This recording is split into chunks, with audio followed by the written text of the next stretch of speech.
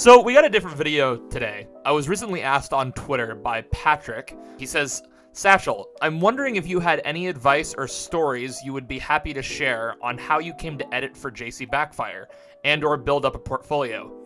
Well, first of all, thank you for that question. Second of all, I've wanted to talk about this story for quite a long time, so let's just get into it. But before we do, I do want to say thank you to our members really fast. And if you'd like to become a member, you get videos early. You get your name shouted out in the videos. Also, it just supports me a lot. Like, seriously, like, you guys have no idea how much it supports and helps me out and gives me motivation to make content. So, feel free to do it if you want. If not, you know, let's get back to the video. And also, if you enjoy this video, feel free to leave a like and subscribe. I'd really appreciate it. I guess I'll tell my story of how I got started with this whole thing. Basically, growing up, I really loved watching YouTube. I just loved watching gaming content. I think one of the first games I ever watched a lot of stuff on was Oblivion, Elder Scrolls 4 Oblivion. And it was a lot of like machinima-like content and machinima skits-like stuff on that. And as I went on, I sort of branched out and watched a bunch of other things. And eventually, when I was about 12 years old, I made this YouTube channel. And I've been making videos since I was 12. Now, it was kind of difficult because I didn't have internet growing up, so this wasn't something I could actively pursue, which is probably fine because at that age, couldn't really do a whole lot regardless of how passionate I was. But, you know, I made my videos, I would record them on my camera, and then I would go to my grandma's house who had internet and then upload those videos. And years go by and years go on, and I sort of start making videos in high school again when I finally get internet. And I stopped, honestly, because I was getting kind of picked on a lot in school. My videos would get played out loud in class and stuff like that, and it was just really embarrassing, so I just, like, it just completely demotivated me. I just wasn't interested in it anymore. And then years pass, I start making videos out of high school, and I'm just, you know, doing stuff for fun. And I've just been playing a lot of different games lately. And, you know, I have like a passing knowledge of DaVinci Resolve, which we'll get into in a second, because that's the program that I use. It's the one I recommend. And I play this game called Persona 5 Royal. And I loved it. It is one of my favorite games of all time. Some of my favorite characters ever. It made me like turn-based games. Without playing that game, I never would have played Final Fantasy VI, which is now in like my top 5 favorite games of all time. I never would have played Persona 3, which is one of my favorite pieces of fiction ever. And I just owe a lot to that game. And JC was somebody I had watched for years growing up, back when I was really into like Call of Duty Zombies and stuff. And I had been a pretty big fan of him when he had switched from streaming on YouTube and he streamed to Twitch. And it was there where he had like a smaller following, but it was a lot of people that were just down to watch him play anything. And through watching him play these games, I always felt that JC had a really good way of speaking to people and a good way of entertaining an audience. And he always had a really good relationship with his community. And I always just really liked his videos growing up. Like, the stuff that Bam would edit was so good. And the stuff that obviously he himself would edit back in the day was so good. But then when he got a job, obviously he can't edit and make YouTube videos as much. Like, we'd get the odd reaction every once in a while. But it was sort of this thing where, as a fan, I was kind of frustrated from the perspective of, like, man, you know, like, your content's so good. Like, your streaming stuff is so good. But I really wish there were gaming videos on YouTube again. But I knew that he didn't have the time for that. So I had just played Persona 5 Royal for the first time and beat it and loved it. And basically I was just kind of like, man, JC needs to fucking play this game. like he needs to play this, because I remember, like, for years, far before I ever had an interest in playing Persona 5 Royal, people were like begging him to play this for so long. And I had no interest in it at the time, so I was like, Persona 5, who cares? So eventually, now that I had played it, I come back and I'm like, dude, you gotta play this. And then his end of the year stream is happening, and he's trying to figure out, okay, what's gonna be the next big game I stream? And I'm not joking, I start to develop an absurd plan in my head. I'm like, okay, Now hold on. I have a very minimal knowledge of DaVinci Resolve. And when I'm talking minimal, I mean I didn't even know what the hell a keyframe was. Like I'm talking like I knew nothing. I had a general like internal good feeling for like pacing and editing pacing just from watching a lot of movies and being like a film buff. But that's like a whole other thing. But in terms of like actually using the software and getting it to do the things I want, I didn't really know how to do any of that. So I'm like campaigning in chat, getting people on my side. I'm making the best arguments I can. I'm basically trying to roll nat 20 charisma checks over and over. And I'm just trying my hardest. And eventually he plays it. He takes a little bit of a break in between, and you know, that's a whole other can of worms, but eventually he plays it.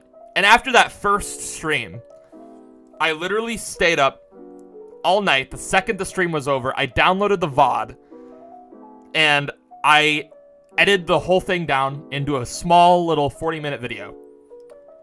And I knew that it wasn't going to be, like, probably what we would end up doing, like, as, like, just like that format.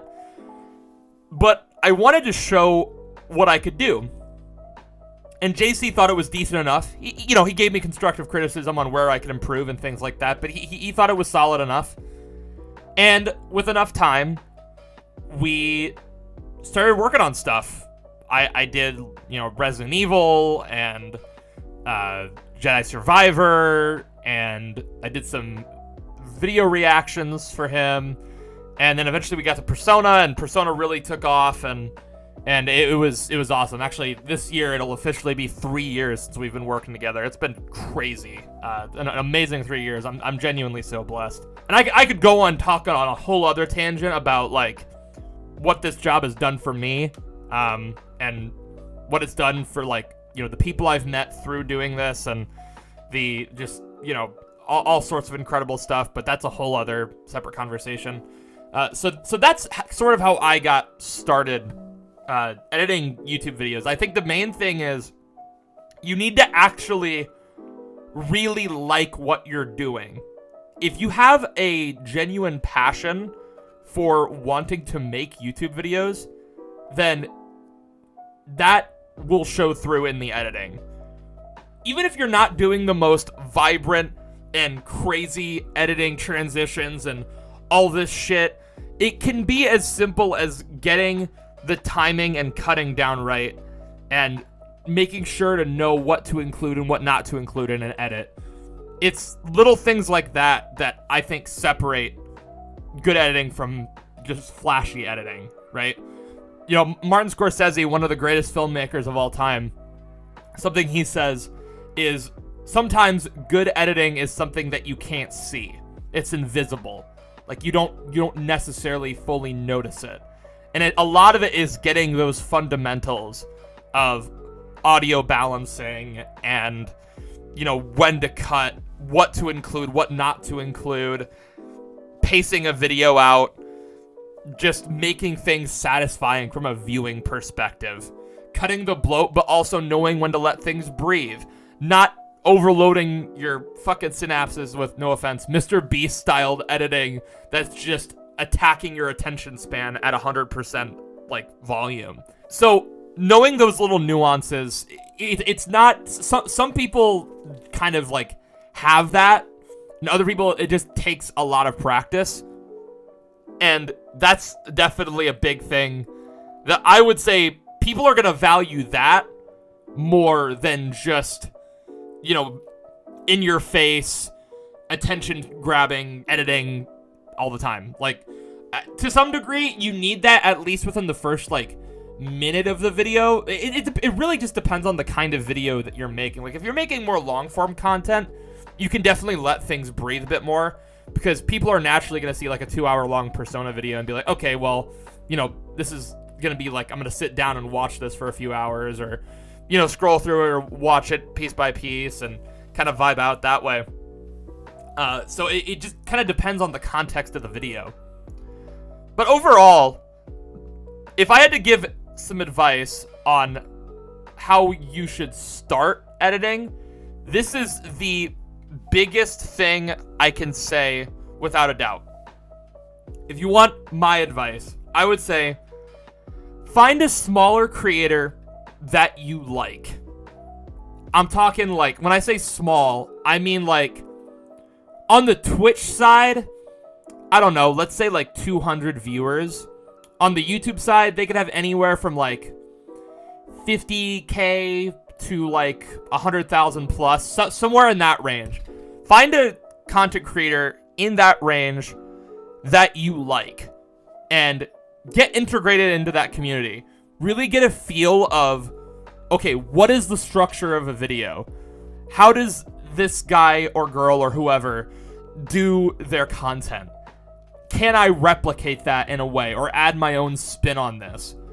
And then just sort of go from there. Then, you know, take a stream and edit down a version of what you would do. Show them what you can do. So let's take, like, let's say let's use, I don't know, anyone has anything. Well, the first thing you need to do is make sure they don't have an editor already.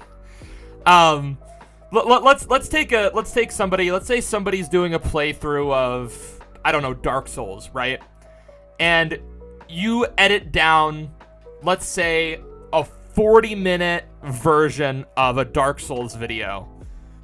Go to their business email, send it to them, and be like, hey, I really love your content. I've been watching you for a while. This is what I can do. Let's discuss this. Usually YouTubers will have a business email in their about section or in their like Twitter bio. So if you go and get that, email them with a Google Drive link to a video that you made, and put in the effort that this is a video that would come out like if it was released, like it could come out like now. You know what I mean? So you want to give them that sort of pitch of, okay, hey, this is what I can do. And then if they respond back, great. And if not, you know, it is what it is. You got to move on to the next person. But that is everything I would say. That's kind of how I got started editing. And this is my general approach to how I would do it. And then from there, as you make YouTube videos for someone else, the things that you learn, you can take that and apply that to your own channel and start making your own content, which is what I've done. I've taken everything I've learned from working with JC, and I'm now making kind of like my own videos, and it's been really fun.